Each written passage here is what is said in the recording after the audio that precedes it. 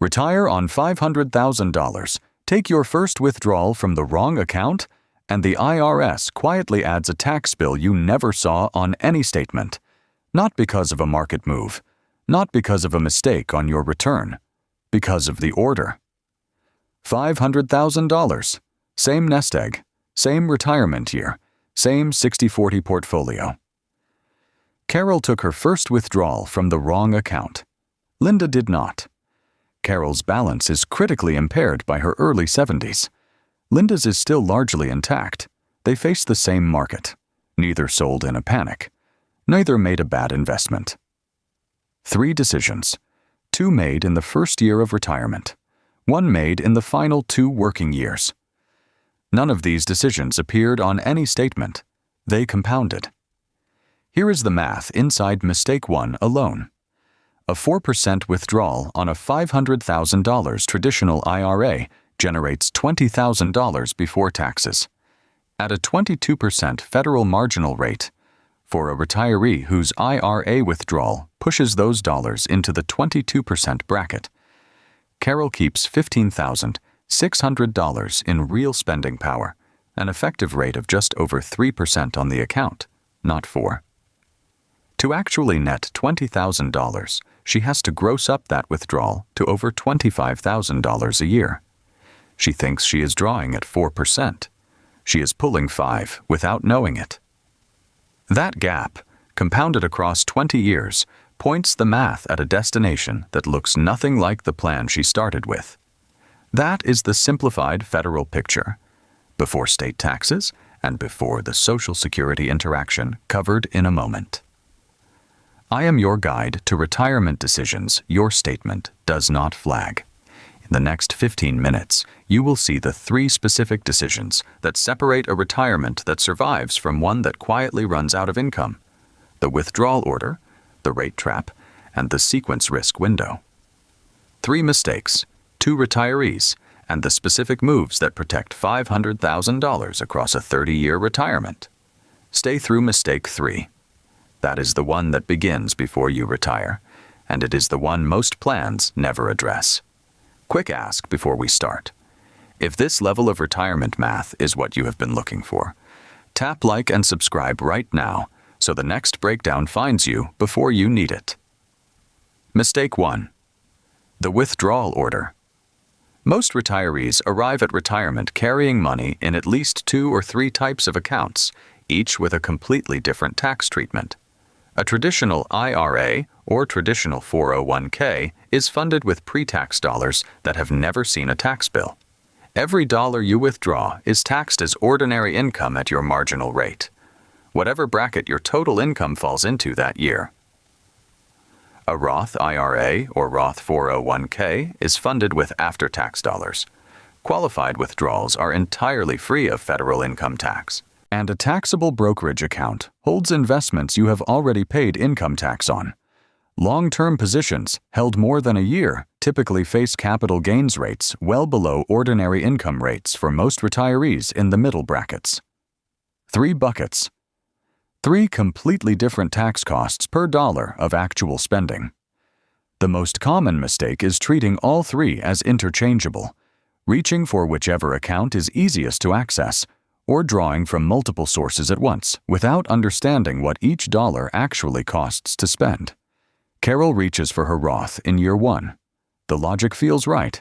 No withholding, no quarterly payment, no tax bill due in April. What she does not realize is that the Roth carries a property none of her other accounts share. It has no required minimum distributions during the owner's lifetime. It compounds tax-free indefinitely, with no IRS deadline running against it. And it acts as a safety net for a surviving spouse.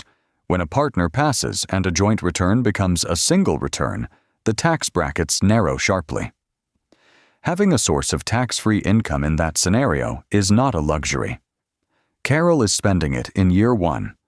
Linda draws from her taxable brokerage account first. Long-term appreciated positions there face capital gains rates below ordinary income rates. She leaves the Roth untouched. She leaves the traditional IRA untouched for now. For most retirees, the sequence that preserves the portfolio runs: Taxable accounts first, traditional accounts in the middle, Roth last. That order can shift in specific situations. Low-income years before Social Security starts, Roth conversion windows, or complex estate plans. But it is the right starting framework for most households heading into retirement. The reason order matters so much comes down to one word: compounding. Carol's traditional IRA, untouched while she spent Roth dollars, has been growing for 15 years by the time the mandatory withdrawal deadline arrives. Born between 1951 and 1959, that deadline falls at 73 under current law. Born in 1960 or later, it moves to 75 under the secure 2.0 changes. Either way, an IRA left to compound for 15 years while Roth dollars were spent has grown considerably beyond its starting balance. The first required distribution is bigger than it ever had to be. That mandatory withdrawal goes directly into Carol's adjusted gross income and raises her provisional income, adjusted gross income plus any tax-exempt interest, plus half of the annual Social Security benefit. The combined figure the IRS uses to determine how much of her Social Security benefit faces federal taxation. For a married couple filing jointly, once provisional income crosses $32,000, up to half of Social Security becomes taxable. Cross $44,000, and up to 85% is in play. For single filers, those lines sit at $25,000 and $34,000.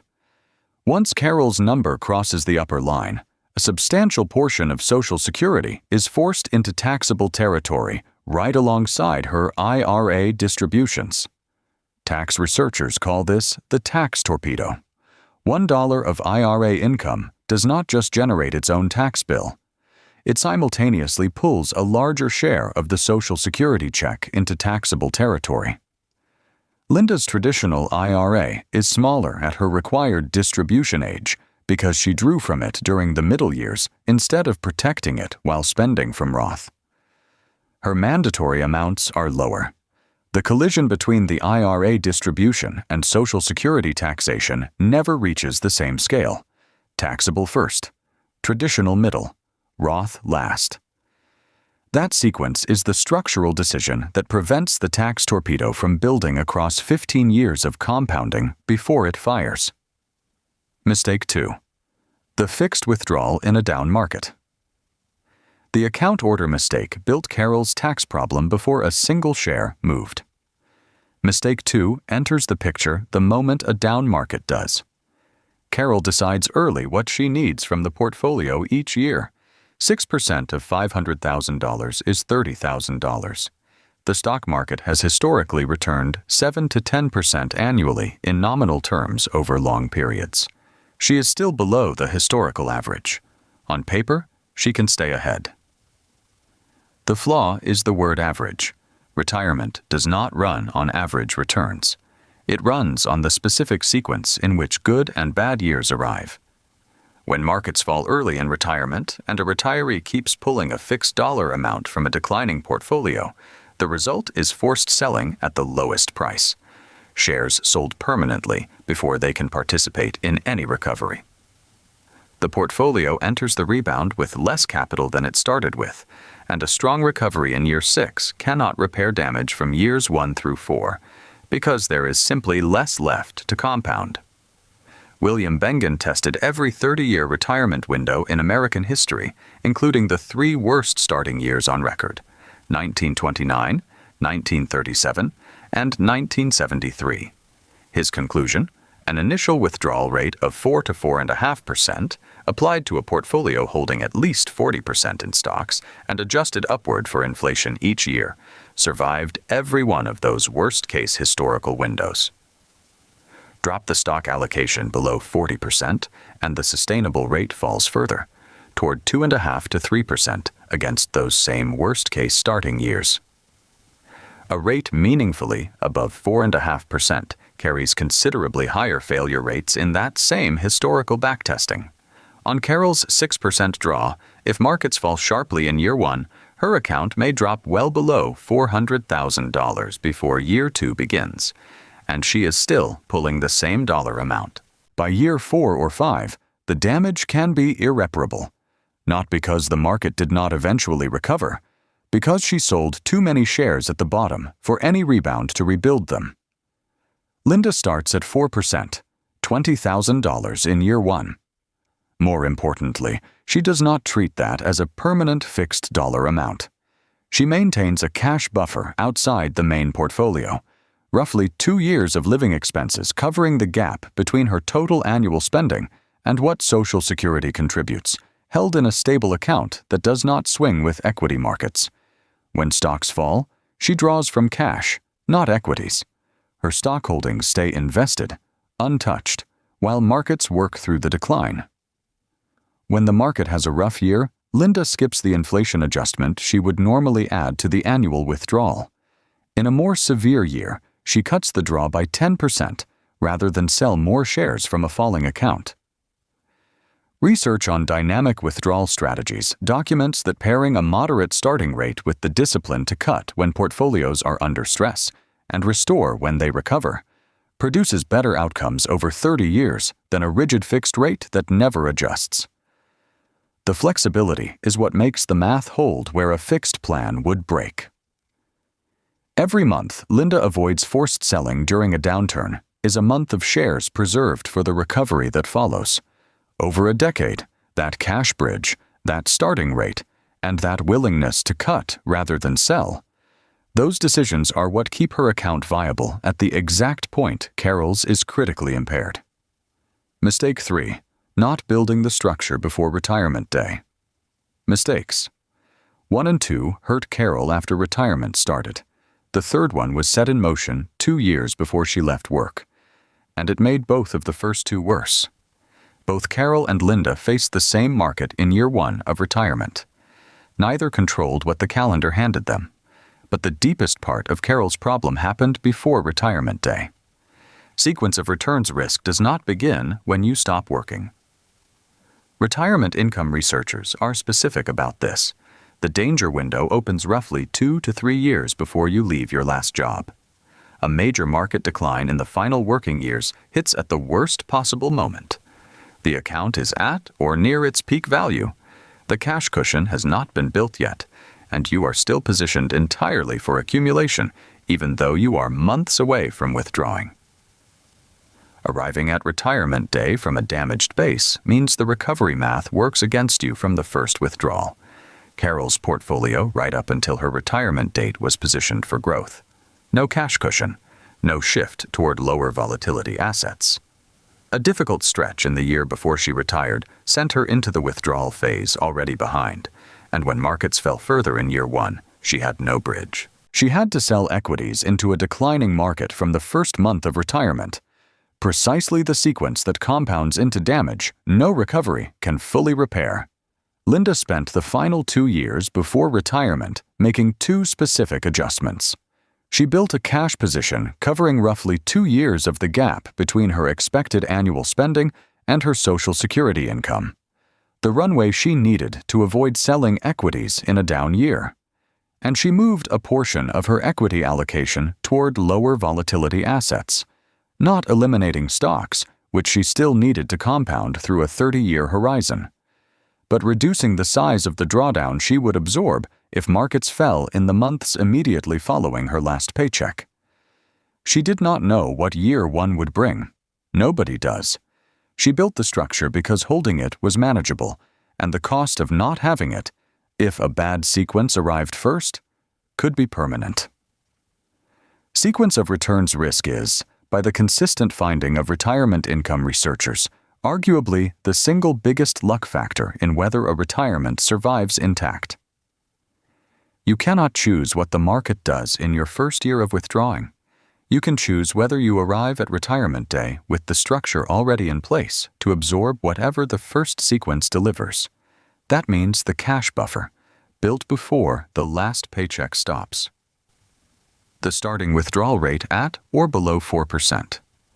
The willingness to skip an inflation raise or cut spending by 10% in a bad year rather than sell shares at the bottom.